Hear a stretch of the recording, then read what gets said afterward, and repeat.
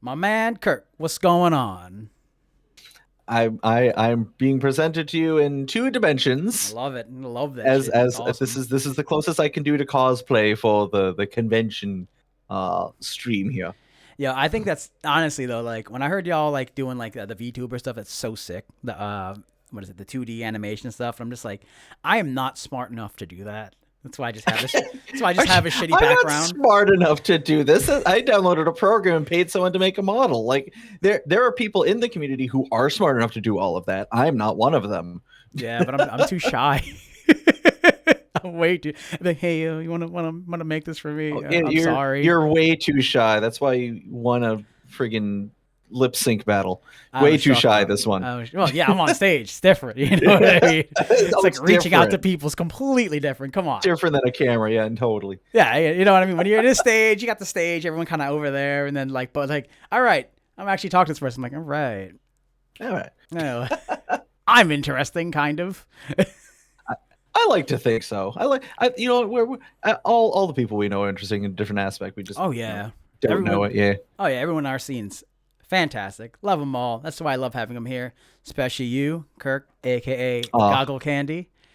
One thing I like to introduce you as ultimately is if y'all ever seen any cosplay games, you've probably seen this man it's in specifically in New in New England. Like England. Yeah. yeah, they have not seen me yet over in Washington yet. I don't know. Maybe I'll make it over there one day. Oh, that'd be sick. I'd They love to see they that. they have a cosplay chess. I know they do. Oh yeah. But oh yeah, it's SoccerCon, which historically is the same weekend as AB. So Oh. never really a reason to get over. Though I believe it's a different month this year, just because it's so delayed for AB. So I don't know. I have family out there. Oh, that'd be Maybe sick. see what their chess is like. Oh hell yeah. Criticize it harshly. Gotta represent where you're from, New England, I mean, baby. I coordinate. All right, one of the best cosplay chess. All right, I have standards. So, And those standards go out the window during AAC.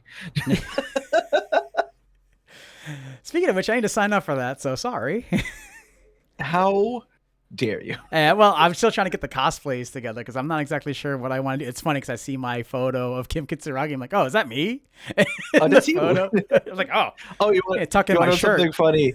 Is the first time I ever got into AB chess was with my Phoenix Wright cosplay, and the following year, like I applied again and I didn't get into chess. I was like, oh shoot. But like when the advertisements for AB started up, the picture they used on the Facebook advertisements was me on stage as Phoenix Wright. Oh, that's hilarious. You're like, So wait a minute. I went, Wait a minute. just wait a minute. Oh, I'm not allowed back, but you can use me for advertising. How dare? I see how this Show is. I see how this showed is. them, right? Next year I was a player, and 2 years later I took over. So Oh, hell spite. yeah. Oh my god! I hate to say this, but there's a lot of spite about AB usually in this podcast. I don't know Oh, why. I honestly I know from someone who's staffed it for like my first year staffing it was 2005. Awesome. Yeah, go into When I it. was How'd when you I get did into yeah that? no so actually most things in my world happen because of Yu-Gi-Oh. Okay. So 2004, because I was the only judge up in Maine at the time, I actually got flown out for the 2004 Worlds for Yu-Gi-Oh because they wanted one judge from every state. So I got flown out for free, put up in Anaheim in a 5-star hotel. I think you remember telling Judged me the the tournament. story. Okay. Yeah, So I how'd you get? still How'd you even get to that point? Wait a minute.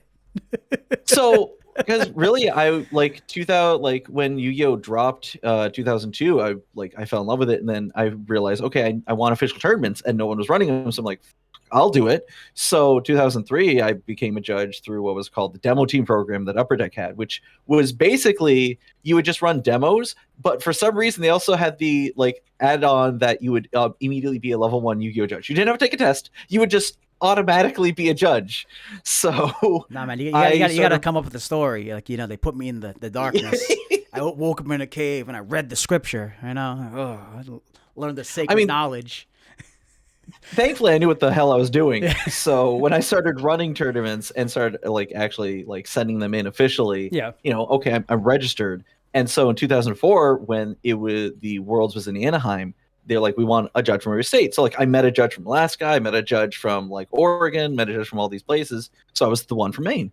That's really cool though. I didn't think they get one from every fucking state. Mostly they did. I mean, Upper Deck was like just drowning in Yu-Gi-Oh money at the time. Like they could not keep it in print. Like the first set sold out and was not in print for so long that they flooded Toys R Us with Japanese boosters just to keep something on the shelf to sell. Wow. And they sold because we wanted them. You know, that's an interesting thing that you bring up because I didn't know, like when Yu-Gi-Oh first started, I just watched the anime and the whole card game thing was whole collecting and Pokemon and everything. I did not realize, like, that's a world I don't know. It was like early, what? Fucking, he said 2000s? Card games and all that. Yeah, no, it was spring 2002 because it was my freshman year in college. Sick. And the 7-Eleven up the road had the first structure decks. And I remember buying them and bringing them back. Although the first cards that ever were print were from a Game Boy Color game that any of those cards individually go for a couple $100 because they were the first cards. Of course. And you would need to know to look for the code because they look like a normal Blue Eyes and a normal Dark Magician. But to go back to how that ties into AB, on the flight home, I actually talked to the person who was in charge of TCGs at Anime Boston. All right. And they're like, hey, have you ever an AB? Like, I run stuff there. Would you want to be a judge? I was like, yeah. Do I get to be put up in a room for free? They're like, I'm like, oh, yeah, sign me up. Oh, hell so yeah. I ran. It's free for me. Yeah. I ran Yu-Gi-Oh! There for a number of years. The funny part is the first year that I was doing AB in 2005 was the only year that the mascots didn't exist because they were like, oh, we're going to do it with mascots. No one wants them. So the original B-Kun ended up being in TCGs with me. We were both like running like Yu-Gi-Oh! And Yu Hakusho and all those card games. Really? And he was telling me, they used to have a mascot. I used to be the mascot. Oh, that's really cool. And then the next year they bring the mascots back. Oh, nice. I was like, yeah. Oh, he wasn't like lying. And it's not just some rando as you normally meet at the anime convention. Right? It's like, I don't know you, man. Who are you? But like true to form, every year until he kind of was replaced as B-Kun, he actually made it a point to come to TCGs to play a couple games of Yu-Gi-Oh. Oh, that's badass though. So they knew what they was about, you know. So like, yo, I'll play some fucking Yu-Gi-Oh. He knew it, yeah. But that's how I got like into like that's like AB from like 2005 on. So like I've been staffed for a while, and the original point I brought that up was the fact that I think a lot of the kind of like the discord I want to say with people with AB isn't that AB is necessarily bad, but it doesn't feel as fan run. Like it technically is. It's still a nonprofit technically, but it doesn't feel as fan run. It feels like it's getting more and more corporate. Yeah, and I understand. You don't have to say anything; people feel it. Yeah. So, and I worry about like if they ever make like more corporate decisions or moves or like venue changes or things like that, that it's gonna turn people off to it. Yeah. Which is kind of sad. But like I can't say here or there like if I know if anything's going on. Yeah, of course. But like I can see where that like people kind of have that discourse because we all want to like it, but we all like feel like something's off. Yeah. So I would say that's where it is. Yeah. Like, as like to say, like as much trash as we like to talk about it. I mean, a lot of the problems are just your usual like convention issues that you normally have at larger conventions. Like, you can complain about price all you want, but you go to most places and they're like big conventions. You're looking at 100 plus generally. But then like, sometimes we joke about like, but like, it's just Boston's expensive. I'll give them that much. Boston is expensive. And at the same time, it's just one of those things that, we all kind of grew up with it. And it just kind of seems like, yeah, like you said, it kind of sucks how it's like, all right, it feels corporate. Yeah. I don't think it really helps mentality that a lot of these, the tiny cons kind of closed. Because like I used to, when January hit, I would have a con to go to every month, whether it be large or like super, super tiny. And the only break in there was like November, December for me. So even like, yeah, go ahead. Like what kind of cons? I mean, like part of my rotation used to be like, okay, like I'll go to like Kineticon in July, right? Mm-hmm. And then in August, I'll go to Pop Cult, so big and small. September, Pop Cult, I've never really, let's go. Yeah, I rarely was ever really able to make it, say, like Colossal Con. Right, like in September, because I teach and that's right at the beginning of the school year, so it's really difficult. But I used to go to this super small and work because I work at most cons. Super small convention, maybe 100-ish people would show up, held for free in a library in the middle of like just freaking Maine. Oh hell yeah! What was And that called? uh, That's sick. I like that. it's the thing I feel bad is because I cannot remember offhand because they were one of the ones that sort of like got permanently closed back in 2020. All So right. like they like and the thing is like it wasn't a lot of space, it wasn't a lot of people, but like they tried with what they had. Yeah, of course. And Work they with what made they it got. work. Yeah. And I like running stuff for people like that really try. Yeah, no, like when the community stuff's really sick. Like I always say on here that one of my biggest things, especially being you and I guess if you want to include me, being old heads in the con scene, is being like, dude, support your local cons. Like support your local cons. Big cons are great, but like small cons are kind of one of the things where it's like you want community, you want to like build something with some people. Small cons where it's at. I did giggle a bit because you mentioned like old heads, and you're mentioning earlier like, oh, my first AB was what 2009, I think you said. Yeah. And I'm sitting here like my first convention was 2002. Damn, bro. Because I was in college. That's why I think I was down like to fucking down to Otakon. Well, I think that's why I was like maybe me. I don't know. Oh, I only know of like two other people older than me, and like our kind of like circle of peoples, and even that's only by like a year. Yeah. Where is Otakon? I always hear about that. Where is that? So Otakon currently is in DC. Okay, so I've not it is been the to DC it since one. it moved. Yeah. Well, I've not been to it since it moved to DC. It used to be Baltimore.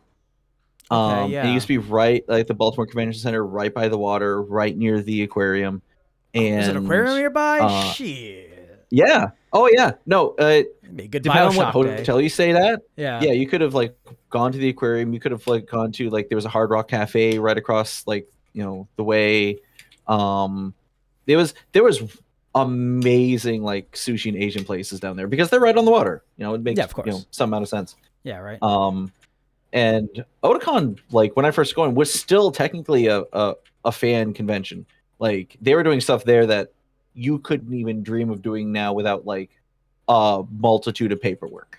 But they were still like, my first year there, I very clearly remember a kick line of Vasta Stampedes because that had just come out. Oh wow, fucking Trigun, hell yeah. Yeah. Oh yeah. So any of those that was new. Anything else? Yeah, right. Anything else you're willing to bring up that like wouldn't be too crazy that you can do now without it? I know they brought it back because they actually do have the ability to do it now, but one of their main events used to be like a mystery anime theater, like MST3K. Okay. But like they wouldn't be cheeky about it. They had like recreations of Tom Servo and Crow from Mystery Science up on stage with someone sitting up on stage to create the silhouettes, and they would make fun of really bad anime. Oh, that's awesome. But they would also make their own commercials for the interrupts as well. That's fantastic. One of which just that's being awesome. Aquaman twerking for like 10 minutes. Not 10 minutes, not 10 minutes, not 10 minutes, not 10 minutes, like 10 seconds, but still. I know what you meant. I thought even if they meant 10 minutes, I'm like, yeah, just fucking troll these people. Why the fuck not? Oh yeah. No, it back when like dumb shit like that was like, what is happening? Oh yeah. Or like the lines would they would pre-line up like so long for Otakon that like you would sit in like the little serpentine line, and then if it was a main event, they'd have a mini stage set up in between where the two lines started, so everyone would sit down in the main line, and they'd have like a little like event thing to entertain people while they sat in line to wait to go in for the main event. That's fucking lit though. That's pretty fucking cool. Yeah. Actually, thinking about that, I'm like, all right, check this shit out. They used to have a DJ like where like people would go in for registration. That's pretty legit, though. I mean, that's pretty badass. No, I think you could still rock that today. Oh yeah, no. Well, I mean, to give like some age, walking in for my first Otakon to go to registration, and to my left is a DJ playing Fuhubogas. Oh my! At first, it took me a second, then I'm like, oh, yeah. I saw that reference like 2 days ago, and I'm like, yeah, it's come on, yeah, Fuhubogas. But that was like 14-hour drive down, 14-hour drive back. 14 For like, hours. Fuck. and that was me and the whole club, like 14, 15 people. Is that like So y'all were coming from Maine, was it? yeah, Or- because we were all like University Maine and Orono. So we would get up at like 3, 4 a.m. Mhm. so that we could make it to the pre-reg line with plenty of time to stand, still check into our hotel, do all that. Because like basically we went to the hotel, immediately like semi-checked in, just threw our stuff in the rooms, and then hustled down to the convention center to like get into pre-reg line. Wow, dude, that's wild. I mean, that's wild. 14 hours. Yeah. God damn. Oh yeah, It's I funny. mean, I that was think part of about the it. fun. Oh yeah, no. Like when me and the crew, Ashtray, Blondie Sunday, Mad Noob, and fucking he goes by so many names. Purple Slime. Straight up, like when we go to Katsu, that is a 6 to 8 hour drive roughly, depending on what we're doing. And that is a lot of fun. I talked to Mad Noob the other day, Kyle, and I'm just like, you know what, dude? We missed Katsu this year, but man, I missed that drive. Like we had the stops planned out. We know we're all gonna hang out and like walk around. Like there's a mall we stopped by in Jersey just to walk around and just chill for a little bit. There's like a Five Below and everything. It's called Morristown Mall. Shouts out. I think it's dying, which is sad, of course. But it's kind of cool. I like the long drives. I'm a long drive person. Oh no, same. Although like the only times I've actually made it Katsu, it was with one of my other friends who he is very clear, like he just wanted someone in the car with him, and he wanted to do the entire drive himself. Like he was most comfortable just doing the entire drive himself. But his only stipulation was he didn't want to listen to music on the way down. Oh, okay. Now, which I was fine with because I had just recently got into a Dokkan battle, like the gacha game. So they entire drive down, the entire drive back. I'm doing all the initial like gacha stuff. Oh yeah, like the whole drive fucking, down. Yeah, the 4 or 5 hours just to get you. All right, well now you're free to go and do what you want. Yeah. Yep. That was me with ZZZ being like, all right, I know it's gonna be like an hour and a half to 2 hours to figure this out, and I had some time.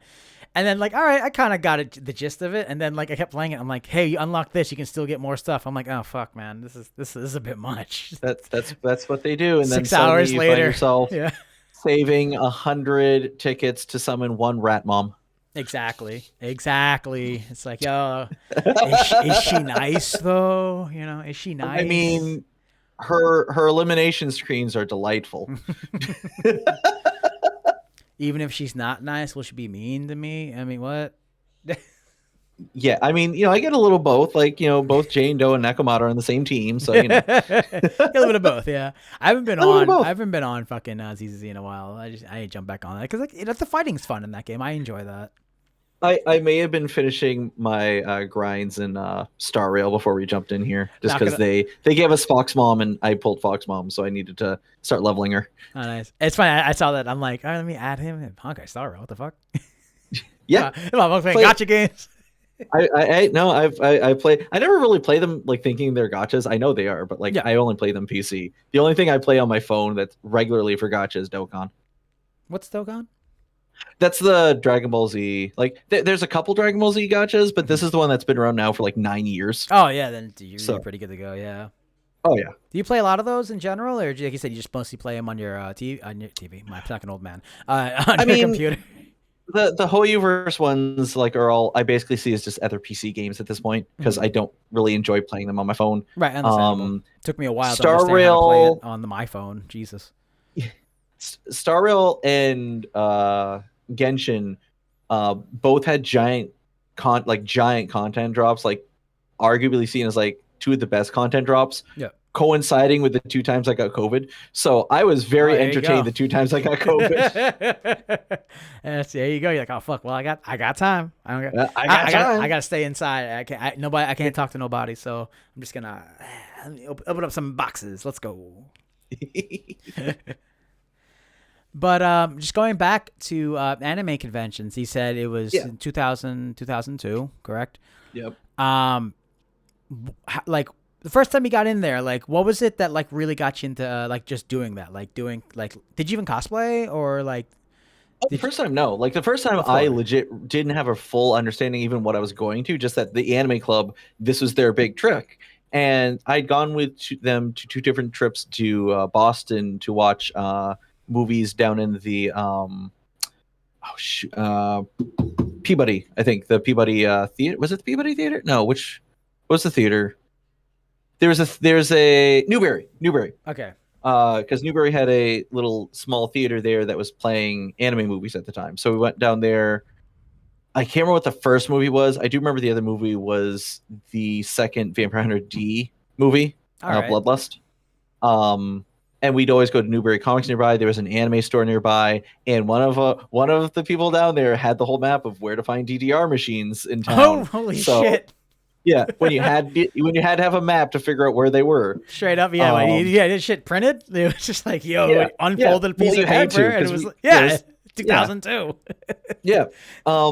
So like I was like, this seems like fun. These are people I'm enjoying hanging out with. So like, sure, I'll make the trek down. Sure, whatever with this this thing is.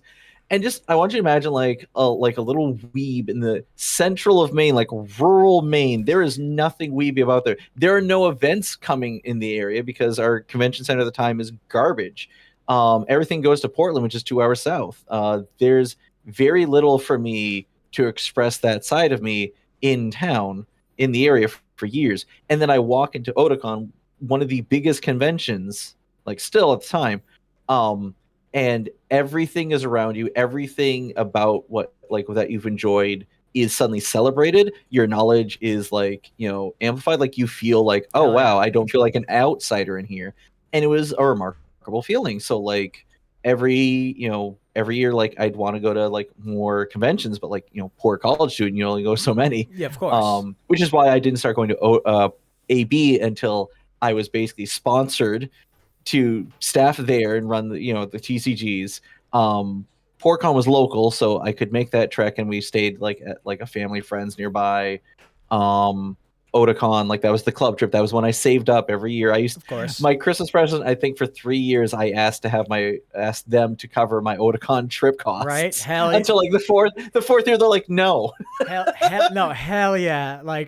That was one thing that I love talking about with other people was back when it's just all right, I'm doing this once a year. I just need as much support as I can as we're slowly getting closer to it.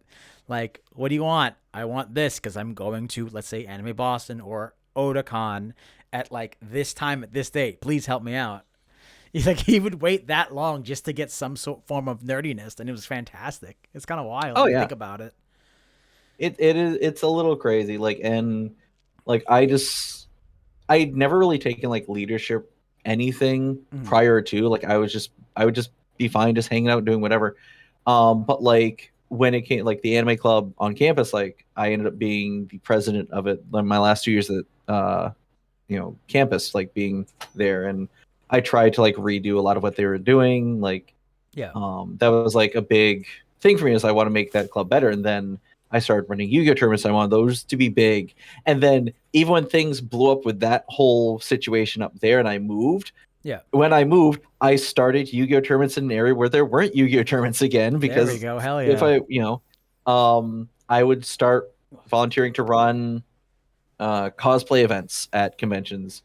PortCon didn't have any cosplay events outside of maybe Masquerade until I started. No, they had a dating game, but it wasn't it wasn't dating game. It was a pull people up from the audience, family friendly, kind of hee hee hoo hoo, they're not really in character, a tongue in cheek thing. Until I'd gone to AB and finally watched Deathmatch the first time. I was like, I want to run that. So I was like, can I run this? And I applied for it, and they're like, sure. So I ended up running it 1 year. The next year, because PortCon is partially outside, it was torrential downpour Sunday. And I saw this downpour, I saw the tent, and I was like, that's where I was supposed to be. And I was so upset because I thought, well, they're gonna gloss over it. Yeah. We're not gonna have cosplay events, because getting cosplay events there was it was pulling teeth, the beginning of it when I first started trying to run things.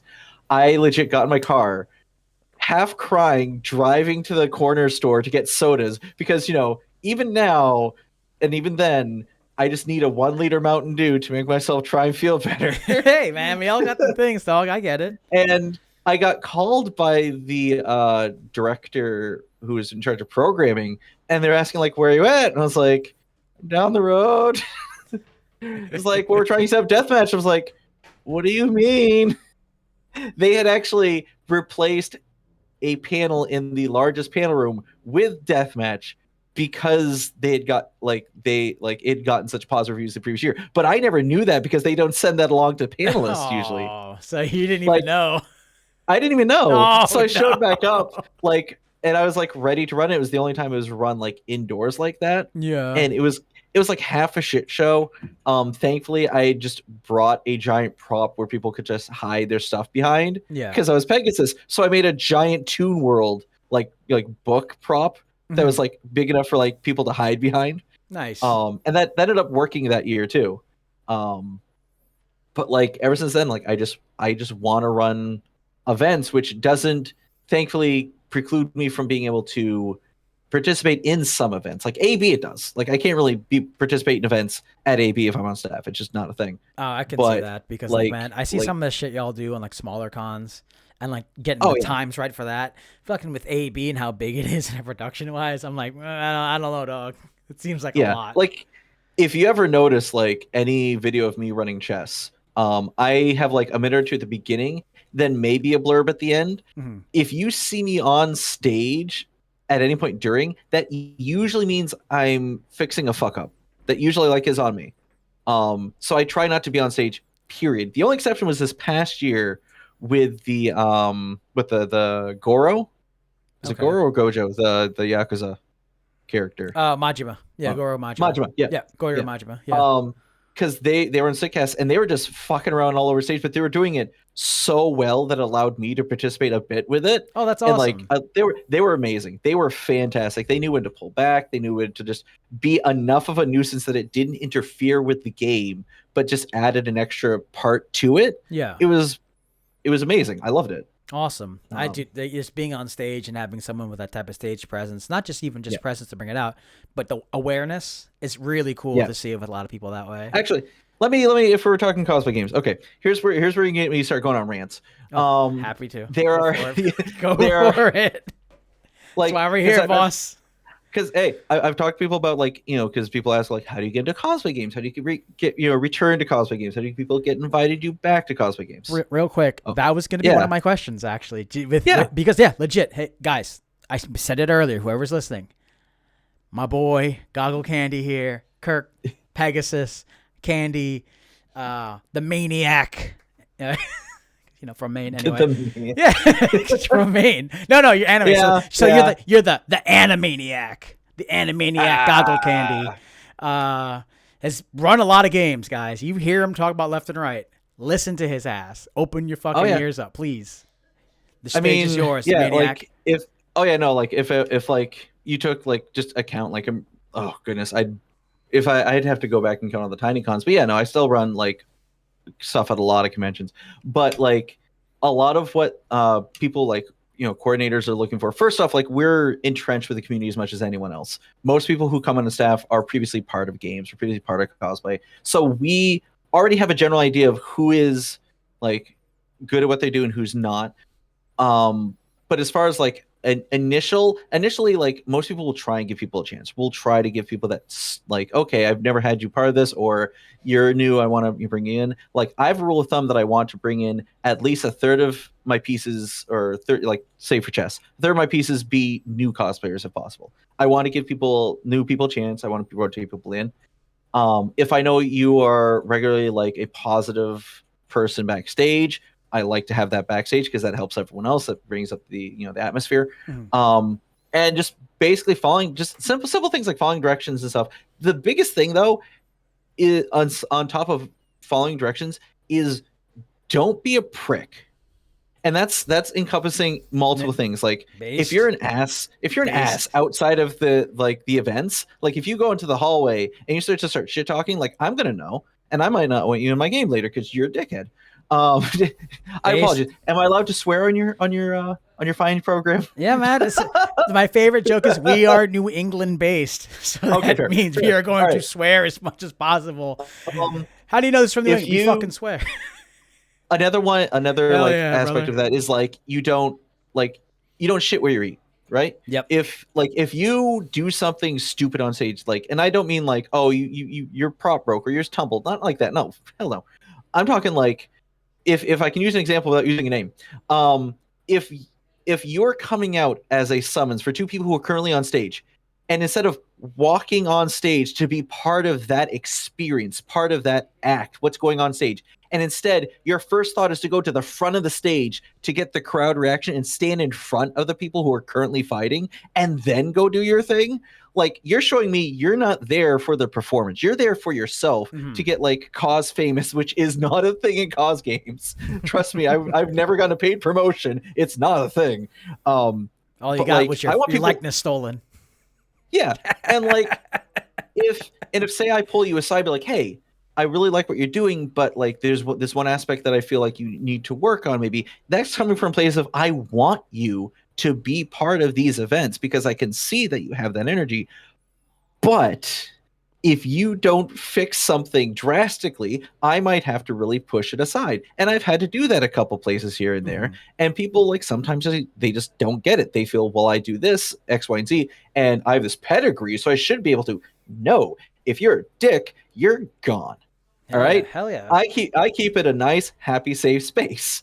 So, like, if you see people regularly on stage, that's because they help it run. They help the new people get acquainted. They are consistently on time, and there's no complaints. And but what I mean by complaints is, when we make a cosplay game, right, for say chess or deathmatch or one of those, we have backups.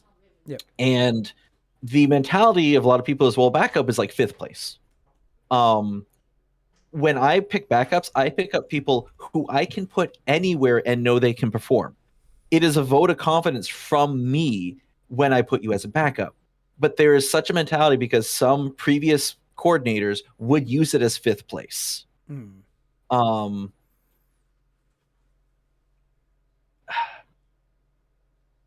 I've had people that I've basically gray listed at this point because they will complain about being waitlist. And it wasn't to me. They would come bitch to other participants as if I'm not going to find out. And they're currently gray listed. So if they, if I stop accepting them, that's because I don't want that energy. Yeah, of course. You could be a wonderful like stage personality. There are people who are magnificent stage, but they can work the crowd incredibly well. I will never have them on my stage because they treat everyone like an ass. Yep. Like, can't be having that. No. Like the biggest rule to be invited back is do what you're asked and don't be a dick. Have fun. Make friends. I have legitimately twice now seen people hiding like in the crowd, grabbed them, pulled them in front of the rest of the chessboard saying, this person is new. They are going to make friends with at least one of you. I've seen that in person. When you're like, yo, we're going to make friends. We're all making friends here. That is my false yet true threat to everybody. I love that. I remember that. I was like, all right, cool. It's funny because speaking of which, at last year's chess, the person I was partnered with, I've never met. Super cool person. Not really sure what their handle is. And I think about it because then we ended up a few times at Pop Cult. Like I saw we're in the same games together, just different scenes. I think one was in dating game, I was in different one in dating game, and then they were also in deathmatch. Then after that, it's just like, oh, it's that person. Oh, hell yeah! So of course we added each other on social media, and then they had their whole squad, and then and I'm like, oh, sick. Now if I see them, I can actually like be like, hey, what's up? Like, it's y'all again. Hell yeah! And I love that. That's one of my favorite things about being a part of the games and shit. Yeah, no, and like games, like that's how I met my current partner. That's how I know like a lot of our friends have met like partners, whether they're still together or not. They have met partners there. Yep. But don't ever treat it like a dating service because people can smell that. Oh yeah, we can smell it. Oh yeah, hell yeah. Like we can sense it on the wind. It's like, nah, fam. Yeah. like even me, like every time I'm like if I'm doing something like on the stage or something, or I know I'm working with somebody, I'm always like, yeah, I'm always saying, yo, man, like, you good? You nervous at all? Like, yeah, like, all right, man, you got this. Like, we're like there, have fun. Like, people are here to watch us, do some sort of scene. So let's just go out there. We're gonna have fun. It's gonna be a good time. And usually, like I think the last time for lip sync battle, I don't know if the gentleman was shy or not. I'm just like, yeah, no worries, we'll kill it. Don't worry, just do your thing. We're gonna have a great time. Was that because I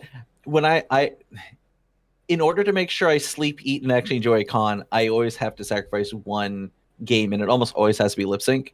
Because like for AB, there's always the chess like practice at Saturday morning. Yeah. And then there's a 50-50 I'm working mask. So lip sync always lands in the middle, and I always have to sacrifice lip sync. I came in the end of Pop Cults, and I think the only thing I really saw was like you and I think a Bill Cipher. Yes. Is that right? Yeah, that was Bill Cipher. That's at the very end. Oh, that Bill Cipher they were so cool. They were so nice. It was really fun talking to them. Oh man, I missed their socials, so I'm like, damn, I gotta add them. I just figure out who they are next time I see them. But if you want like an idea, because there's a lot of energy that goes into like a lot of the games, and it really depends on which game it is. Yeah, of course. But like deathmatch. Like don't talk to me. You're dead to me. Yeah, I know. Like, you're going up against me. You're going against me. You know I can kill you in real life, right? Just so you know, if I lose, I don't care, but know that I can beat your ass. I mean, you could bench press most of the people up there. No, that's always fun because sometimes I see cosplays I don't know. I'm like, what's that? I'm interested in what character you are. And it's my rule of thumb is if it's a cosplay, you don't know. If it looks like it's video game, then it's probably League. And if it looks like it's anime, it's probably something idle. That's been my rule of thumb usually. And I'm majority right usually. Yeah, like, what's that? I don't recognize it. If it's a uniform, it's probably like Danganronpa.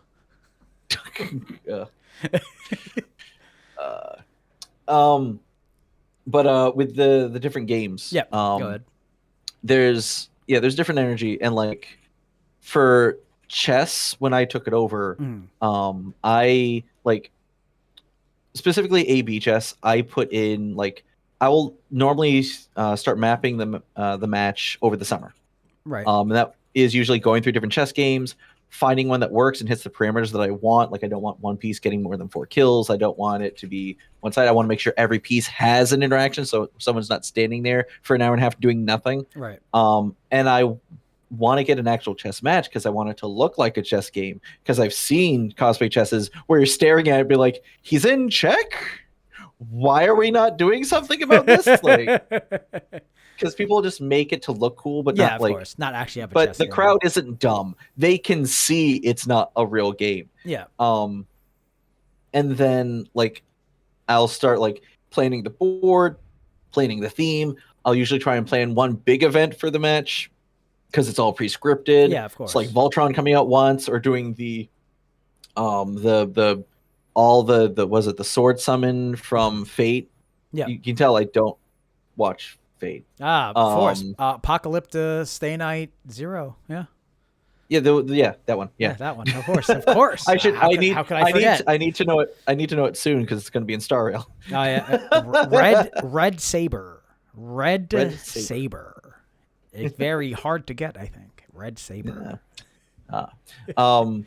So when I put like a lot of thought into that, like there's a lot of my emotion in that as well. Mm-hmm. So obviously if people have fun, then I feel great. If people don't, or if people complain or whatever, then like I take that like doubly more than I should. Mm-hmm. Like the first time I ran chess, because like 2014 was the first time I was on stage for AB chess. 2016 I was a player, which that chess game is where the whole Maximin and Pegasus personality actually actually appeared. Oh yeah. Yeah. Here, I'll switch to the voice now.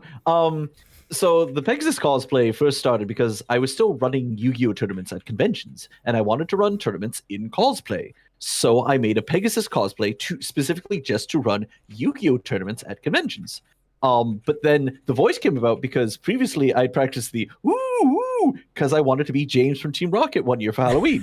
So I practiced that. So the voice, great. comes from the ooze. Yeah, it comes from the ooze. Like if any point I'm falling out of my voice, my vocal trigger is woo, and then I get back into the voice. But normally I can usually come in and out of it just as easy because I've done it for years at this point. I'm gonna tell you a But secret. I think the first time I've met you, you were doing Pegasus at the it's a Kineticon dating game, and I was Little Mac. oh And yes, I think that was the only time I did dating yeah, I game think you and I were talking at about this. Like, Kineticon. I think it's the only time Yeah, we were talking a while ago. And then I met you at a party, and I didn't know it was you because I'm like, it doesn't sound like that Pegasus guy. it doesn't sound like him. So I don't think You're that's lying. I don't think that's him. And then It's like false. and then like you were talking to like you were talking I think you were talking to Blondie Sunday, and then you're just like I think that's the guy. I mean, he sounds I different. think that's the guy. It's the guy. He doesn't I sound think like that's it. the dude. Not realizing that you're doing a voice. Yeah. Oh, No, fuck. okay. This is why they call me Local Himbo. Sorry. Oh no! Funny side story is I've had people like before like wondering where my accent is from, or like just assumed at the time like before before a couple years ago, way back when like they but I believe you're gay, right? I'm like, no, at the time I was like, no. At the time. But like my favorite is I get it. where's that accent from? Yeah, that's my favorite. But that chess game is where the Pegasus like first really got formulated because I was doing the voice and I was kind of had like a bit of personality, but it wasn't until I was on stage basically for 2 hours making fun of everybody on stage plus my friend Trey, which is still fun, that I like kind of cemented what the character was like. And then 2 years later I took over chess, and that was Hostile takeover, really baby. It was chaos when it happened because there was an exodus of staff for a completely separate thing from AB. Like half the cosplay staff had left months before the con. What year was that? You said that was 2018. That was 2018. Yeah. Like we basically did like emergency hires of staff around then. Oh wow. That's post-COVID. Yeah. 2018? No, that's before COVID. Before COVID. Damn, yeah. These days, right? I don't remember. Anything after 2016, I'm just like, that's like COVID, right? that's it. Yeah. But no, like that was like I'd previously been, jumped onto staff, and then I basically was given chess because there's no one to run chess, and I was like, this is my favorite event. Yeah, I'm gonna do it. And I put like my heart into it, and it is still one of the best chess matches I'd ever run. Yeah, because that was the one hosted by Rhodey. That was the two players being McKenna and Jason as All Might and Soul. We had like a Volton interrupt. Like it was, everything went off beautifully, to the extent that after most people started going to Cosplay HQ to get prizes, I stayed behind because I started to cry in one of those little side hallways because it went so well. That's awesome. I'm happy that thing happened, that everything worked out. To the point where you cried. And the one person who dragged their feet was Seth. Who's usually like Captain Falcon, Waluigi. They're very method actors. They've done Indiana Jones and Han Solo as well. I know them as they also did the Belmont, right? Yes. Yeah. Yep. I really love his walk. He does the walk. It's so fucking funny every time. He had done Captain Falcon that year, and he was like, "What are you crying about?" Like, it went well. Then why are you crying? Like, I don't know. I feel bad. I wanted to tell him he did a good job on something because I forgot if he was in a game with me. I think he was, like, either in a dating game. I really wanted to tell him good job, and I didn't want to interrupt a conversation he had. So I was like standing there waiting for him to finish. So I'm just like staring at him, and I'm just just him walking away. And then I think he looked at me, and I'm just like, "Hey, hey, what's going on? I really liked your Simon Belmont. Bye." And just walked away, and I was like, "Yeah, no, I think I might have fucking stared down that guy on accident." He is very method act. Like, he is very method act. Yeah. It's a blessing and a curse. Yeah. He's a very good person though. I do enjoy when I see him. I never actually like formally met him. I think I've worked with him on stage, and that was about it. But yeah. He seems like I've seen his stuff. Events. Yeah, I've seen him do his stuff. He's good. He's good at what he does. Yeah, he actually. I was, when we had a couple drops for the chess at AC, I actually went running because I knew he was there, and I was like, "Oh, I can grab him. I know he's here somewhere," and I couldn't find him. Yeah. I was like, "No, I want to throw him on stage." I couldn't find him. No, that was sad. Oh goodness, I'm now also trying to think of like, because part of what we're here to do is like some convention stories. Yep. And I'm trying to think like not necessarily what stories I have, but like the range, because I have G stories and I have like R-rated stories, all from conventions. Most of them AB. um, let's go. Like some say with my list of questions. In regards to that, I Yeah. have a few. Some of it we actually touched upon already. Um, let's go with like what's a bad cosplay experience you had? That actually would be my first cosplay ever. Okay. That I got my friend to make me Moroku from Inuyasha. Oh, based. This Hell is yeah. for So this is my second year that I was going to go to Otakon. I was like, no, if I'm going to Otakon again, I want to do a cosplay. So Okay. they made me Moroku. It's very basic Moroku, Yeah. like a black robe, little purple sash. I didn't even have the glove yet. I was like, very base Moroku. Hmm. And unfortunately, my friends had like sewn it together, but they didn't like double stitch it. They didn't end the seam or anything. So as I'm walking Okay. around Otakon day one, within the first hour or two, it starts to come apart Oh at the no. one long seam in the robe, like literally like starting to fall apart. I was like, no, I I had clothes on underneath, so I wasn't going to be like, but still, I was like, yeah, I'm going to go back to the hotel room now because this is balls. Uh, Did they have? It's one of my favorite questions to ask in regards to that. Did they have like hmm. a cosplay HQ at the time?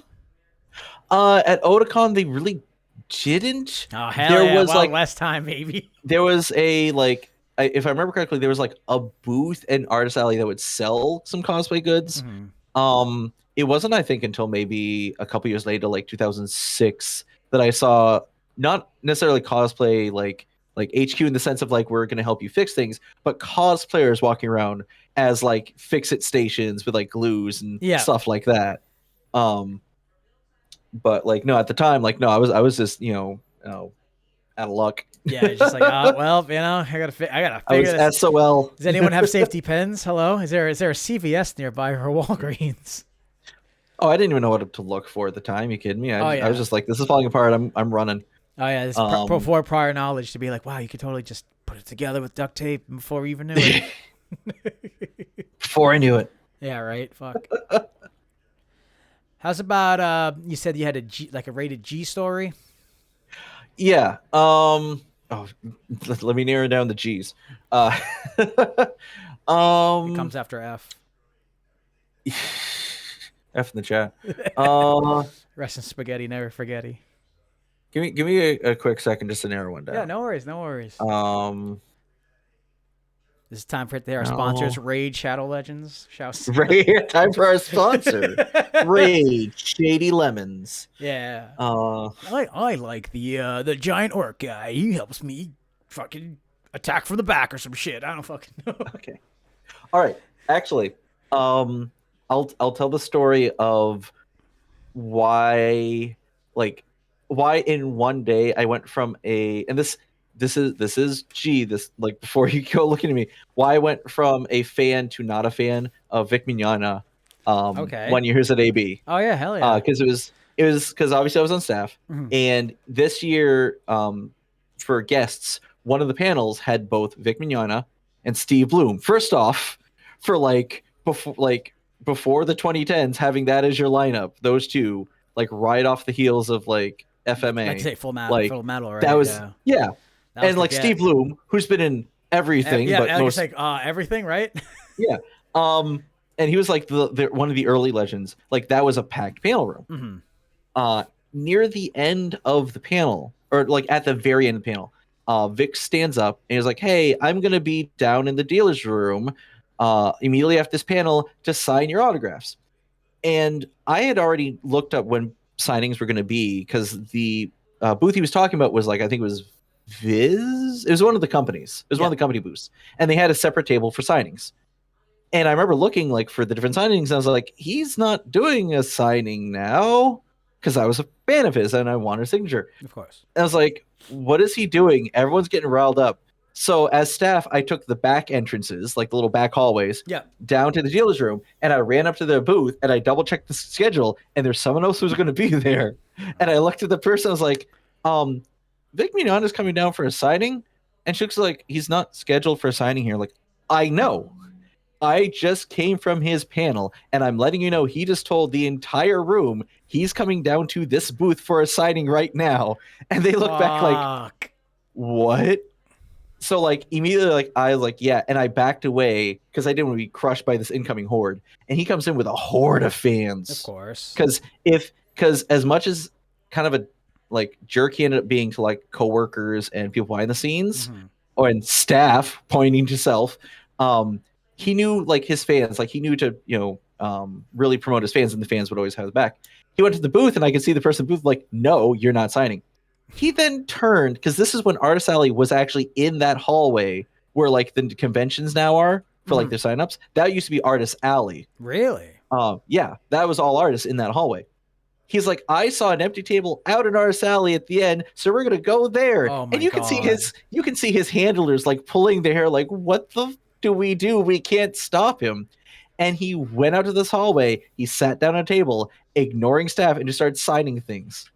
Which part of me is like, what are you even like? Because I can like that you're those handlers are not going to get the best review, and they're probably stressing out of their minds. You just stressed out entire booth. These fans none the wiser. Yeah. I'm not going to compensate. I didn't get his autograph at the time either. You're like, hey man, I mean, autograph's an autograph, right? But like that was like very kind of like a little eye opening. So I started like being a little more critical when I saw announcement, and after a while I was like, no. I mean, it's cool that like he's giving them like, hey, I want to do signings for, all my fans. Like that's cool. But like you mentioned, on the other side of things, yeah, like, hey, like, because I think about that these days, like, yeah, if I was, meeting a lot of people, that'd be fun. Then you're just like, okay, you're gonna fucking clog up a hallway. You're gonna have like, especially at that like height of like anime fandom, it's like you're gonna clog up a hallway. People are gonna go fucking crazy. We didn't set up a line for people just to stand there. It's just Helm's Deep, just fucking everyone coming in. It was pretty garbage. I imagine. Yeah, because then you just at that point you're just he's sitting at a table, and then the fans are gonna have to dictate who's going next. Yeah, mind you, like I'm sitting there like I would have preferred Steve Bloom. I'll take Vix, but like Steve Bloom, like bro. I had nothing for him to sign though. Yeah, you're just like, hey, nice to meet you. Hey, how you doing? Yeah, right. Howdy, hiding. Sometimes it's just like, I'm gonna. That's fine. Just meeting them and saying hello is kind of fun. Oh yeah. Yeah. No doubt. I just have a random story. The one time, the one time I was security at Anime Boston. Like, I remember that's how my friend like kind of introduced me to it. And it's like, it's work security. I'm like, all right, sure, why not? Did my time, did my hours there. Just look around, didn't really cosplay. I'm just like, that's fine. Like, we all start somewhere, And I remember at one point, like, it was like, all right, you're security. I'm like, great. Like, you're going to do this panel. I'm like, you just got to be, security and make sure no one goes fucking crazy. I'm like, sure, why not? Didn't realize it. Like, at first, I'm like, who's coming in here? It's like, oh, the voice of Ash Ketchum. I'm like, oh, sick. You're like, what? Yeah, and I was like, oh, sick. Again? All right. And they were like, and then, like, straight up, it was, all right, at the end of the panel, make sure no one walks up to them. Get them out of there. I'm just like, it's just me. I'm just like, yeah, okay, I could do that. I can be scary, whatever. Mind you, I wasn't as, I didn't work out as much. I was a little bit tinier, but still. And then I remember it finished, and then people started walking up like, nah, we got to go. I'm like, she's like, nah, I got it. Nah, it ain't happening, dog. No pictures, no questions. Yeah, and then, like, I remember, like, having enough presence to, like, all right, we're going to go through this door. And the second I opened the door, it was, yeah, it's like where like registration where registration is now. It was in that side area. I remember opening the door, and like she's about to walk. I go, wait, nope, stop. And then because the other door in the back opened up, and everyone from that panel was coming before us, and I was like, all right. And I was like, it almost just like I was at like a Jurassic Park. I'm like, I just all right, hold on a sec, just go behind me, and then it's like they all passed and no one noticed. And I was like, cool. And I think she had her daughter with her, and I'm just like, yep, just follow me. We got past them. And I think I brought them to their hotel room. And they're like, all right, well, thank you so much. Like, yeah, no problem. And I walked away, and I'm like, holy crap, I just did security detail for the voice of Ash Ketchum. What the fuck? I will say, I do have one other guest story Yeah, go for it. So I assume you're familiar with Dragon Ball Z Abridged. A little bit. I A didn't little really bit. watch it, but I'm aware of like Team Four Star and all that, right? So like a lot of them do voice acting now too, but like before all of them were into it, I was like trying to get into like a better staffing position at PortCon. And part of it was like, well, maybe if I get like a good guest to come, like they'll see that as like, a lot of inset, like, I have the, ethic, like, oh, I want to be part of this. Yeah, you have the drive And so everything. so I talked to one of them, Megami 33, who at the time lived in New York. So they were like one of the closest ones. And I was like, hey, there's this convention, da da da. And like I reached out, like, if they want to be a guest. And to my surprise, they actually did the application like on PortCon to be a guest at PortCon. Oh, nice. We're now officially guests at PortCon. So I was like, okay, cool. And I was the only point of contact for them because I had made the initial reach out. Like there was the head of guest relations who reached out, but other than that, that was it. Come time for PortCon, and because they had no other contact outside of the director who whatever reason didn't see the text, they end up texting me, and they're like, hey, like I just showed up at the hotel. The person of guest relations who's supposed to help me just drove off. Like they basically dropped her off, then drove off. Oh, Jesus Christ. So they just kind of left her at the hotel door, and the hotel, like, they're having trouble signing in. So I was like, don't worry, I'll handle it. So I went to get the co-con chair, who they're usually sitting right in the front area. Yeah. I grab him, run them to, like, told them the situation. We go up the front. They get them all situated with the room. Great. And, like, I make sure they're all set up because they have their panel coming up in a minute. So I bring them right to the panel room. And because I'm an active fan, I stay for the panel. Of course. And I was like, and the room was packed, right? Because you say, oh, at the, like, even now, but like back then too, like Dragon Ball Z Bridge. Oh, ooh, like we want to see someone from there. Yeah, of course. They're huge. And so she did a panel, and then afterwards, like I talked for a bit, and I'm expecting like her to be like, okay, she found her handle or whatever, and she's gonna go, do her own guest thing. Like she is a guest, right? I am merely, I'm not part of guest relations. How I cannot interact, right? Yeah. And she's like, and she looks at me, he's like, so to hang out? I was like, what? And they're like, well, I don't know anyone here. Oh, nice. Hell yeah. Dude. And I was like, sure. So we hung out all PortCon. Nice. Like the entire convention. That's like, awesome. We just hung out, we vibed. Like I made them try Moxie, which is like a thing for PortCon. Yeah, like you come as a guest at PortCon, we make you drink Moxie. I've never had that. Never had that New England soda. It's an experience. It's not for everyone. It really is not. I gotta try it. Yeah, good luck. Yeah, I gotta like see it at a gas station one day and be like, I have my one for hydration, one for energy. I need the one soda for flavor, and we'll just where that goes. Yeah. But like it was interesting to watch or to walk with someone who is an active guest and see who runs up to them, because like there wasn't like security around because it's a small con. Yeah, it's PortCon. Like a smaller guest because they weren't like, one of the Ayers brothers or something like that. Yeah. And like, but occasionally people will come up and like, especially if they were drunk on Saturday night, while you're like, I love watching you. It's like, we ended up going to like, there used to be an Applebee's across the street. We went there and just like, I learned who was a dick in like the small voice acting / abridging community. Like I learned real quick who was cool and who was a dick. Oh, nice. That's pretty base. That's pretty sick though. But like later on, like I was playing Kineticon and she was like, oh, me and like, my fiance are going too. Like, do you want to crash in our room? Like, yes. Yeah. So oh shit, let's go. So I not only hung out with them, you say that I met a few people because that was when they were in good relations with that guy with the glasses. So I met a few people who were contributors of that guy with the glasses. Oh, nice. Sick. To the extent that our friend Ricky. Ricky Steamboat? No, I'm sorry. Our multiple abbed friend. Oh, I think I know who you're talking about. Yeah. Yeah, usually a JoJo's or something else where he doesn't have to wear a shirt. Another guy who I've seen has a really good presence. I've seen him host a few things. Oh, he is one of the nicest individuals ever. Period, bar none. He also was a huge fan of Nostalgia Critic and that guy, like that whole site, like the entire area. Of course. I remember one year seeing him just like cowering in a corner because they were a guest one year and he wanted to go up say hi and all this, and me and a couple of friends see him look around the corner at the critic, and he's just like trying to amp himself up. I was like, oh, you precious child. But the year that I was with Megami, I met a few other people with that guy with the glasses. Nice. And I was hanging out with one of them, and I feel bad because they like when the whole site exploded, like some of them like stopped really contributing. Of course. But at the time, like they're active contributors, obviously. And I was talking to one, and we're in front of Doug's booth because he had a huge line, and they're like, "Oh, I want to say hi to the boss," basically, right? And we're standing there, and Ricky comes up behind us, full cosplay, like fairy tale, big ice cannon, all the abs. And I was like, "Oh, hey, how you doing?"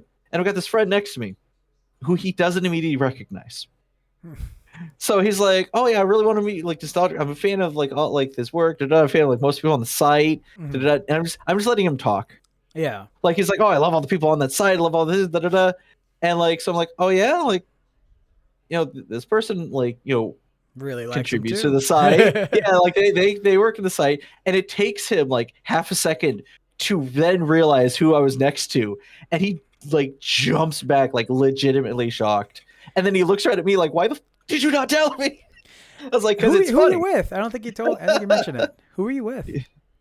So because I'd stayed with Megami, but like the contributor, shoot, I feel like I still follow them on YouTube, but like it's been they don't really upload to the extent that they used to when they're part of that guy. So like, right, of course. All honestly, the name sort of eludes me to an extent, and I feel I legitimately feel bad about that. What was their content? But like, I used to watch a good amount of that, but it was like everyone else, like they reviewed different types of film. Like, okay, fair enough. I can't remember what exactly there's specificity it was. Yeah, because some have had like some have had like horror films. This other chick had like the girl stuff, and then like what's his name? The French dude. That guy was cool. I forgot his name. Oh, Suede, I think. Yeah, I think so. Yeah, he was pretty funny. Yeah. I know Phalis did like the horror movies. Yeah. The whole Spoonie thing. Jesus Christ. Christ. Do you know that whole document dropped the Monday after Anime Boston? Really? Like the doc, like specific one. Change the channel. Hell yeah. Yeah, because I remember it clearly because we had stayed the night previously. I had gotten my own room somehow because everyone else had just kind of left.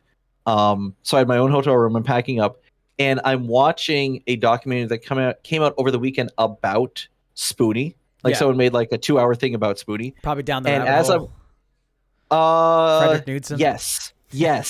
Yeah. I was listening to him the other day. Oh yeah, I love that stuff. Oh dude, Final Fantasy VII House. Fuck yeah, dude. Oh god, yeah. Fuck yeah. I can't remember who I mentioned that to the other day, but like, yeah, no, that's because the last thing he did was like the 5-hour Eve Online, like about a year ago. I've yet to freaking finish. Which is fair. Yeah. But no, I was actively watching that, and I can't remember what came across my Twitter, but like something about the doc like showed up. So I finished the documentary, and then I think it might have been down the rabbit hole did like live read through the entire document and posted it. He definitely does that. Yeah, he definitely does like the live reading. I know he did the one about like the Susatus stuff. That was wild. That was my entire ride back home was just that document right after watching a Spoonie documentary. Dude, sometimes when life comes together, like it's great. I think I forgot what fucking me and my friends did something. I know. I think it was after PortCon. Fucking like Internet Historian drops a video. You're like, oh, let's go. It's like I know what I'm doing when I get home. Hell yeah. I know what I'm doing. It's a holiday. Like, let's do this. So, some people drop docs and videos, and it is an entire holiday. Yeah, fucking Jenny Nichols drops a video. Let's go.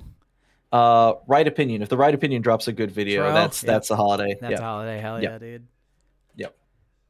Oh god. Yeah. No, but that was like a little bit of networking. Like I didn't meet people directly for the most part.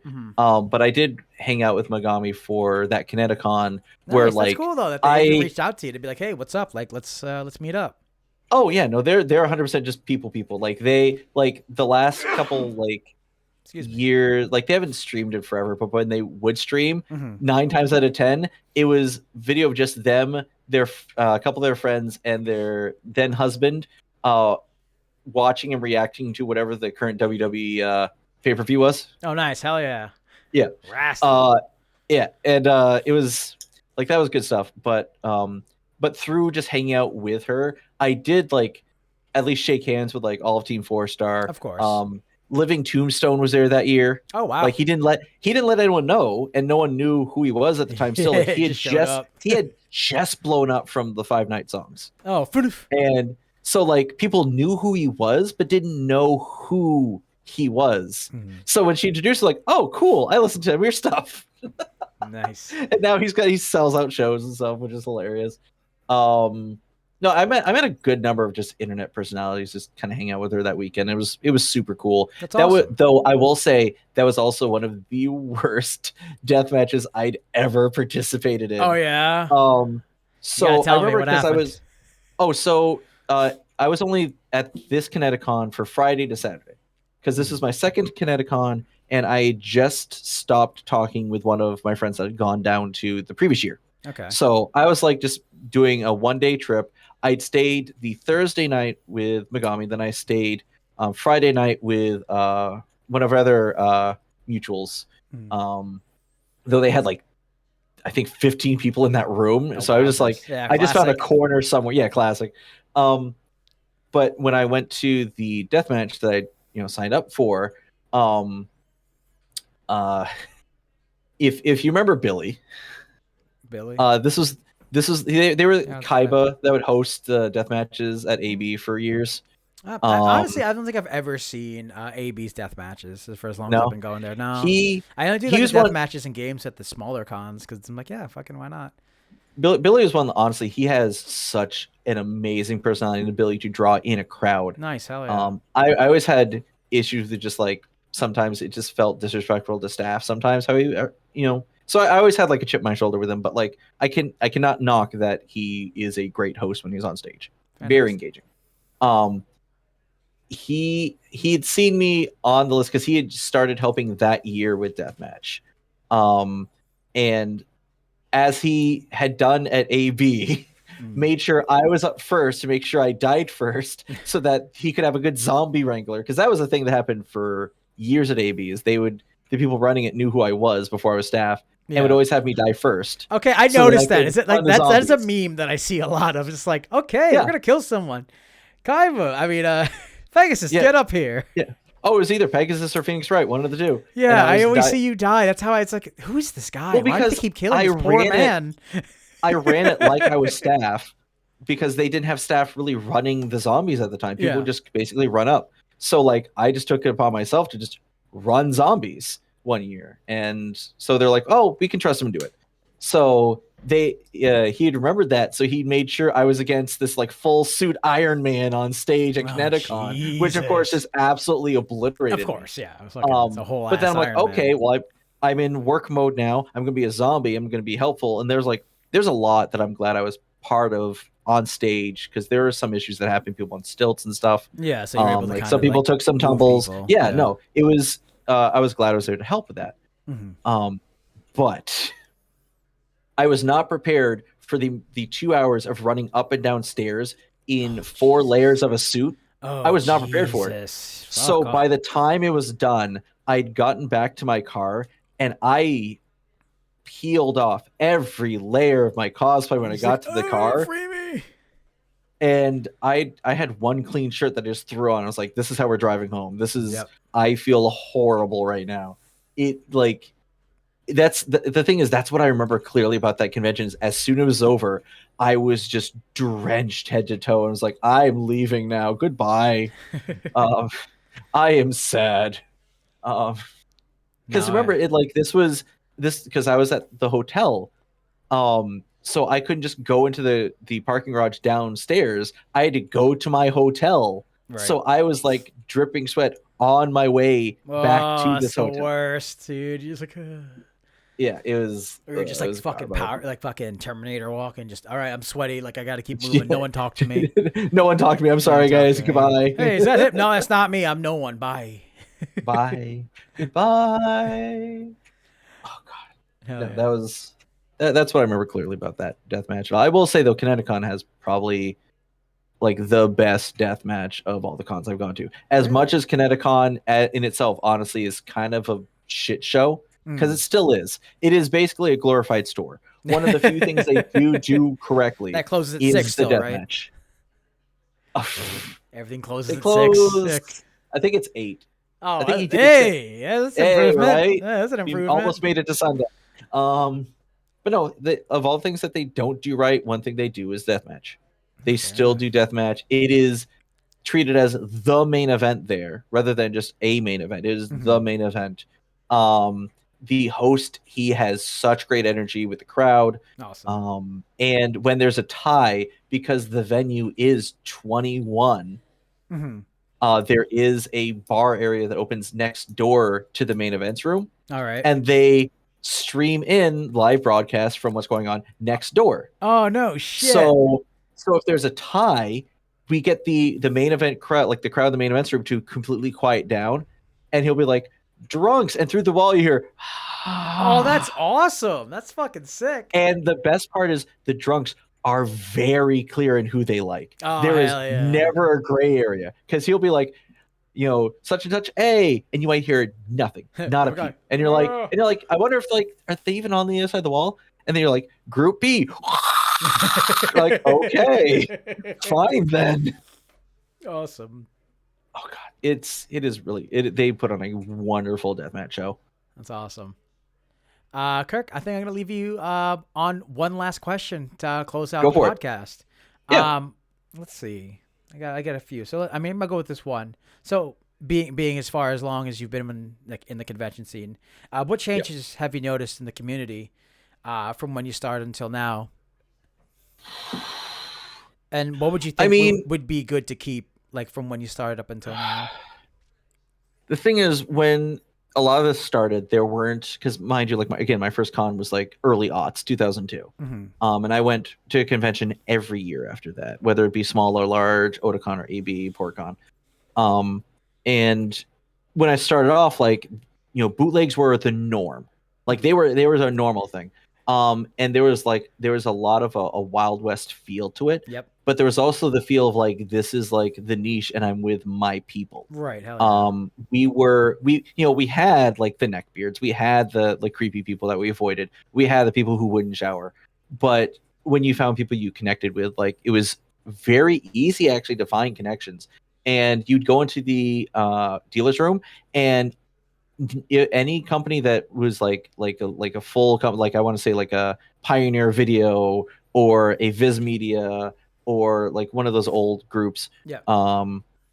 They went all out for whatever the anime of the year was. Like the year Hellsing dropped, there was a giant fuck off throne at Otakon that was like maybe 15, 16 feet tall. Awesome. Like there was an energy in the vendor's room that made it feel like part of the con. You would walk around the con and like you'd be surprised with who you find. You could walk into a convention space not knowing something exists and suddenly needing it within 30 minutes of like finding it. Like I would say for years that was a regular thing in convention. I would not know something like what like existed, and I would see it and I was like, I never knew I needed it more than this moment in my life.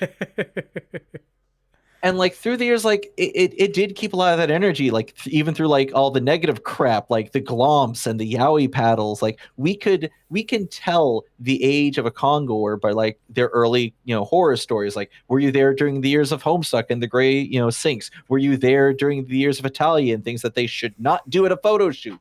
Were you there like during like bootleg Naruto headbands that you'd cut yourself on 4 times before you got back to your hotel room? You trying to get to the hallways and people are just doing this. Yeah. Were you there during the time of you knew what it meant if someone had a purple or white VHS tape? Like there were like you could tell how long someone had been around and the stories they probably had. Now while it while it's streamlined and that's good, like it's hit so much of the mainstream that they're in the fucking Macy's Day Parade. Like, tell me that years ago. That's not going to happen. People didn't know we're what gonna have Goku what out like here. Dragon Ball Z Yeah. or like Sailor Moon were at the time. Like the most you had was like in college, I finally got to watch like Toonami and what Inuyasha was and Yu Yu Hakusho. Yeah. And I started knowing what like anime was. But now it is so mainstream that while a lot of the energy of like us weebs is kind of the same, like we still have that energy, the conventions themselves feel a little patterned. Yeah, I know what you mean. Like we feel like we know what to expect. We feel like there's no more like eras of a convention scene. There's like, there like the last era I want to say is when maybe like cosplay is not consent like actually like really hit the scene. Yeah. And that was like the big talking point. After that, it like if anything we might like what was the big cosplay this year? And that's really about it. There's no like eras anymore. There's no distinction in the con. Like you go into the vendor's room and you kind of know what to expect now. Yep. Like right now, people I know exactly who what you mean. Holy shit, dude. Yeah, people who know like old dealer's room, we go to the artist alley now because that's where a lot of that energy is. Yep. No. Fucking based. Fucking based, dude.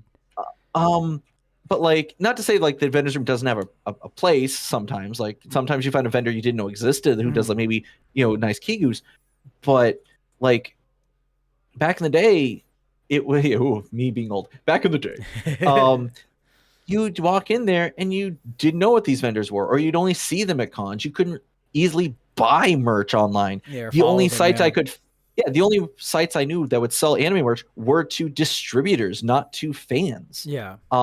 You would have to go on eBay for some stuff. You need to specially order through a store to get your figures. Yeah. And so a lot of the personality of different eras, the personality of the vendor's room specifically, is not quite there anymore.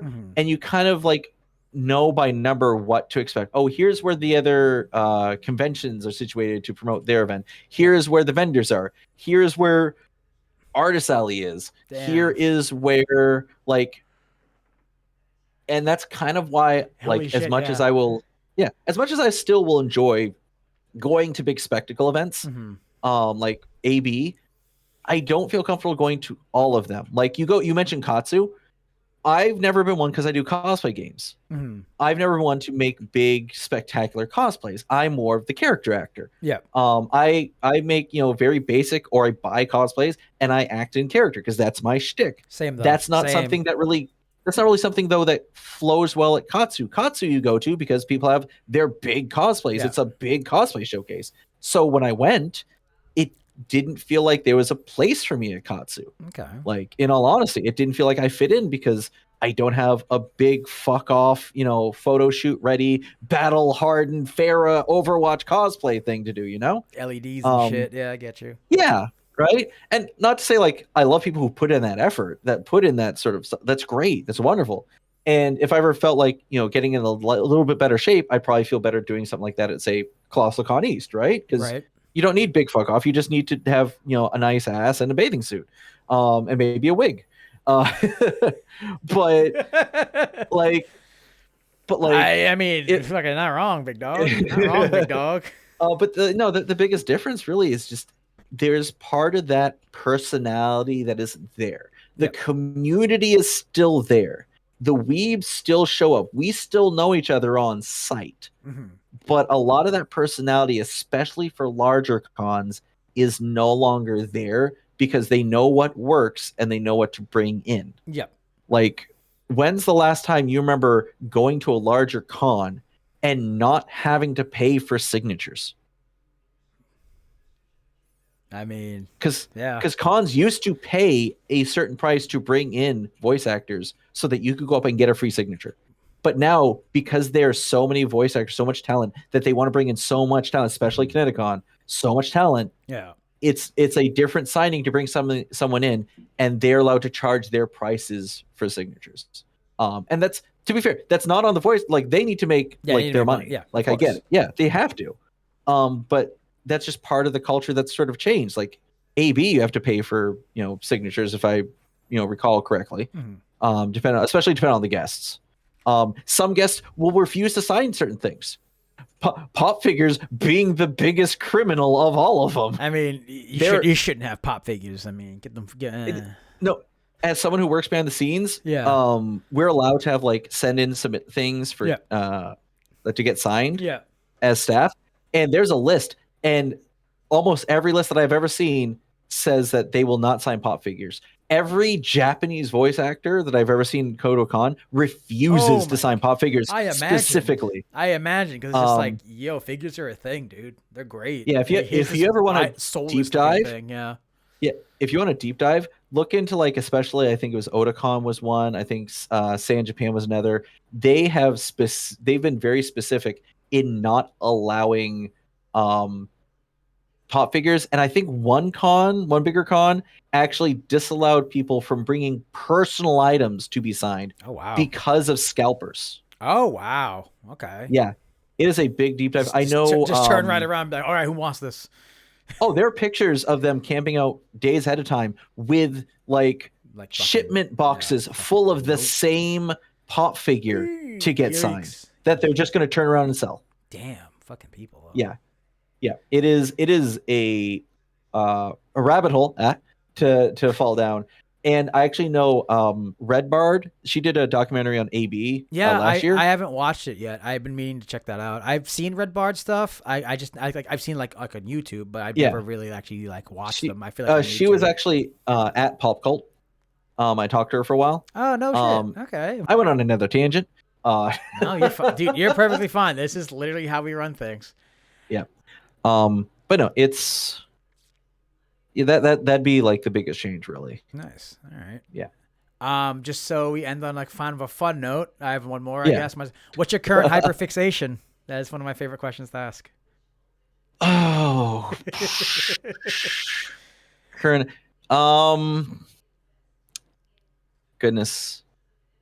Here's the funny thing is, over the summer I didn't have one. Okay. And then the minute late August dropped, a new Ace Attorney dropped. Okay. Or a re-release, but one of them was never released here, so there's one. WoW dropped their big new expansion, which I actually play WoW. Genshin dropped their new big expansion. Oh man, they're just giving you everything, huh? Zenless dropped a Rat Mom. Yep. Star Rail dropped a Fox Mom. And like outside of that, I find myself coming home and watching VTubers more than anything. Oh yeah? Who do you watch? Oh yeah. I have a couple like actual real life friends. Actually, one of them that I talked to one of the people I actually dragged to be like, you're making friends. Mm-hmm. That's the one I did too at AEC last year. Yeah. Their fiance makes their living as a VTuber. Oh, sick. Hell yeah. On Twitch. That's badass. Yeah. And either I like will watch friends who VTube, some of them are other cosplayers, or sometimes Takahata, who did Dragon Ball Bridge stuff. Mm-hmm. He has a VTuber show where he tries to basically promote other VTubers, like smaller ones too. Oh, nice. Hell yeah. That's awesome. So I'll watch that. But as far as hyperfixation, right this very moment, it's either Warcraft or Star Rail. Oh, nice. Hell yeah. It's one of the two. Yeah. Hey, man. You go between the two. But I think that's it, Mr. Kirk, Mr. GoggleCandy, the Animaniac himself.